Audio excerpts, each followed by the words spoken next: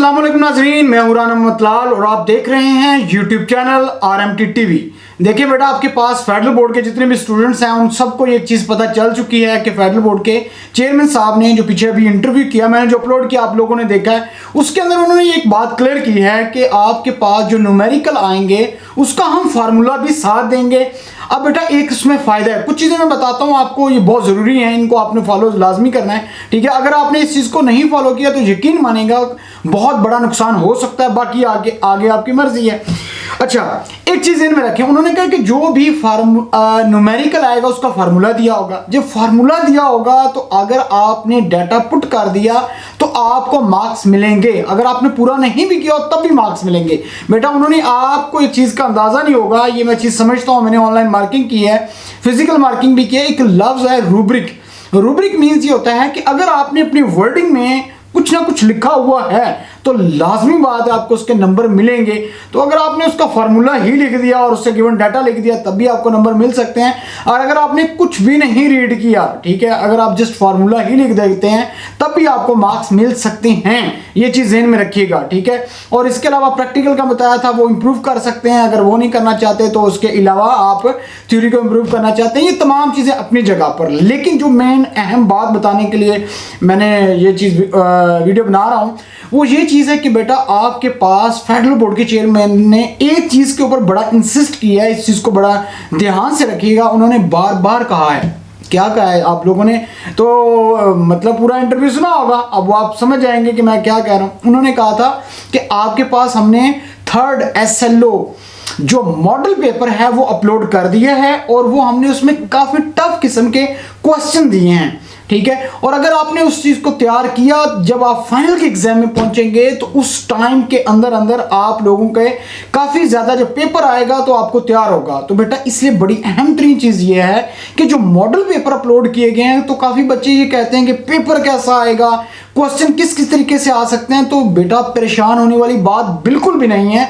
चाहे वो 9th का स्टूडेंट्स है, चाहे वो फर्स्ट ईयर है, चाहे वो सेकंड ईयर है, आपने परेशान नहीं होना। आपने सिर्फ और सिर्फ जो मॉडल पेपर्स हैं उनके जो क्वेश्चंस हैं उनको देखें। जब आप देखें पूरा टॉपिक कर लेते हैं, जब आप उसमें से क्वेश्चन देखेंगे तो उसका फायदा ये होगा, जब क्वेश्चन को देख के अंदाजा हो जाएगा अच्छा ये क्वेश्चन इस तरीके से आ सकता है, ये तो मुझे आता है। तो मेन अहम तरीन पॉइंट ये है कि आपने इनके जो मॉडल पेपर्स हैं वो लाजमी तैयार करें। बेटा ये चीज़ जहन में रखिएगा, इसको आपको कोई नहीं बताएगा। मॉडल पेपर से बच्चे जस्ट क्वेश्चन देखते हैं, ठीक है, कि अच्छा ये क्वेश्चन इस तरीके से है, ये इस तरीके से है, आप वो मॉडल पेपर भी तैयार कर लें। अगर आपने पूरा का पूरा मॉडल पेपर अगर एक तैयार किया तो मेरा मानना यह है कि कम से कम 30% पेपर हल हो रहा है। और इसी तरीके से जब आप जरी बात आप पूरा का पूरा वो करेंगे, 3 मॉडल पेपर जो अपलोड हो चुके हैं वो करेंगे तो काफ़ी ज़्यादा पेपर हल हो चुका होगा, यानी उसमें से इंपॉर्टेंट क्वेश्चन हैं वो भी क्लियर हो चुके हैं, जो किस किस्म के क्वेश्चन आने हैं वो भी क्लियर हो चुके होंगे। ये तमाम बातें सिर्फ एक चीज़ के लिए है जी, याद रखिएगा, ये सिर्फ फेडरल बोर्ड के लिए है। बाकी तमाम बोर्ड्स के अंदर कोई ऐसा तरीका नहीं है, पुराना पेपर पैटर्न मेथड होगा, वही उसी तरीके से मार्किंग होगी, उसी तरीके से आपने जो कुछ भी लिखा हुआ आपको नंबर मिलेंगे, और वहाँ पे कोई ऐसा चक्कर नहीं है, ठीक है। पंजाब बोर्ड के अंदर अगर किसी बच्चे ने कुछ ना कुछ लिखा हुआ लाजमी बात है उसको नंबर मिलते हैं, ये बात कंफर्म है, 100% कंफर्म है, इसमें टेंशन लेने वाली बात नहीं है। लिहाजा जितने भी स्टूडेंट्स हैं उनको ये चाहिए होगा, स्पेशली फेडरल बोर्ड के जो स्टूडेंट्स हैं उनको ये चाहिए होगा कि आपने कुछ ना कुछ लिखना है, टॉपिक से रिलेटेड लिखना होता है। बेटा ये जहन में रखिएगा बात।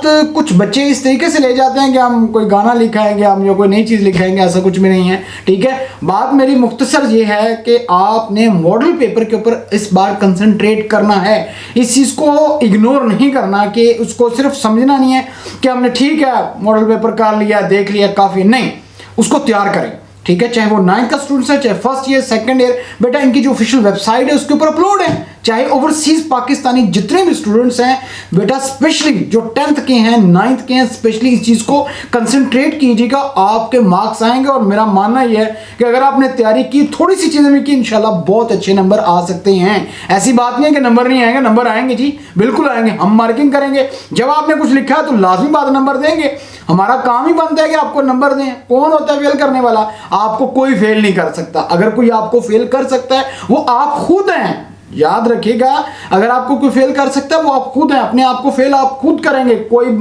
टीचर किसी का कोई माई का लाल नहीं आपको फेल कर सकता बेटा। अब समझना ये है, टाइम बहुत शॉर्ट है, बहुत टाइम शॉर्ट है, ठीक है।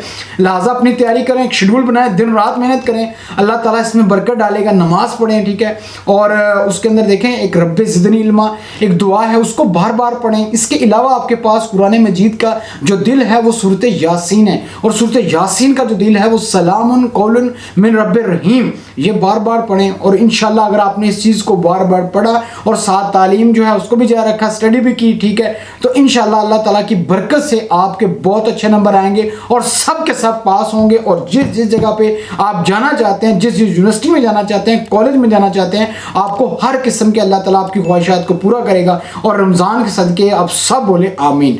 अब तक के लिए इतना ही, अपना ख्याल रखिएगा, लेकिन लास्ट में हमारे चैनल का भी ख्याल रखिएगा। Thank you very much.